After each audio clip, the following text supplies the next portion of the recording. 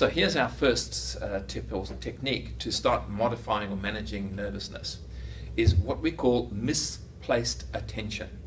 If your attention is on self, it's misplaced. Your attention in every communication context needs to be on the audience and the outcome.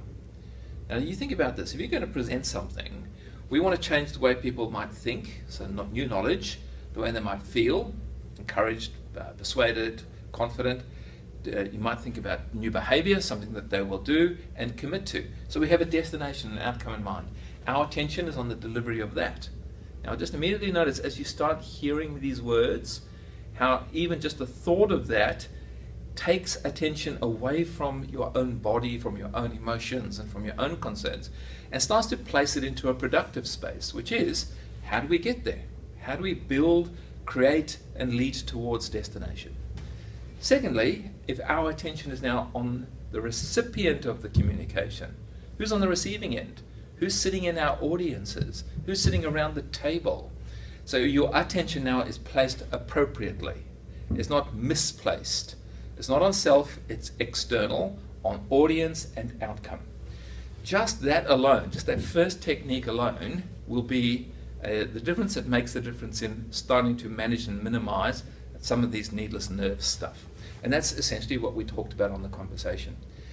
And it was simple expedient of asking questions. So what's the outcome? Who's the audience?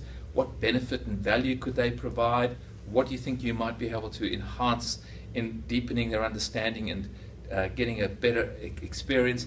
And just the moment you start thinking about others, then immediately this becomes an emotional management methodology.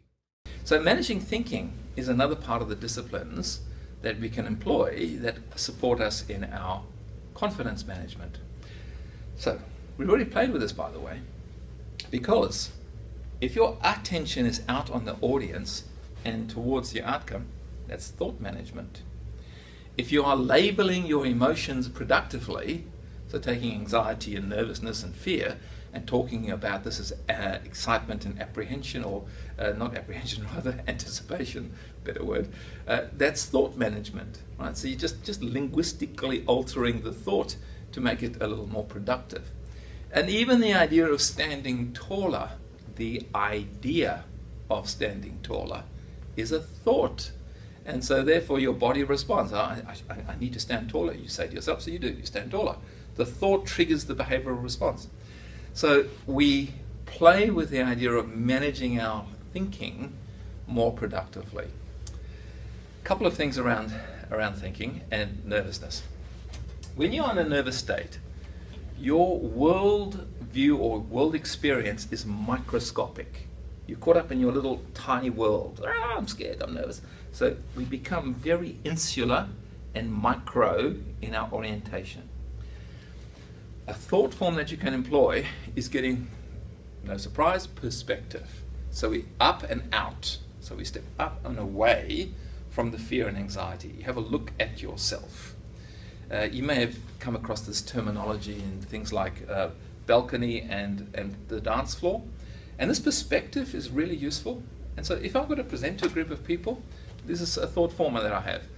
I'm a human being standing in front of a bunch of human beings having a chat, as millions of people are doing right now, and have millions of people have done for centuries.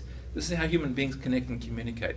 In other words, I depersonalize it, and I take it into a higher perspective, and I don't go into catastrophe. I don't make it the crisis of my life.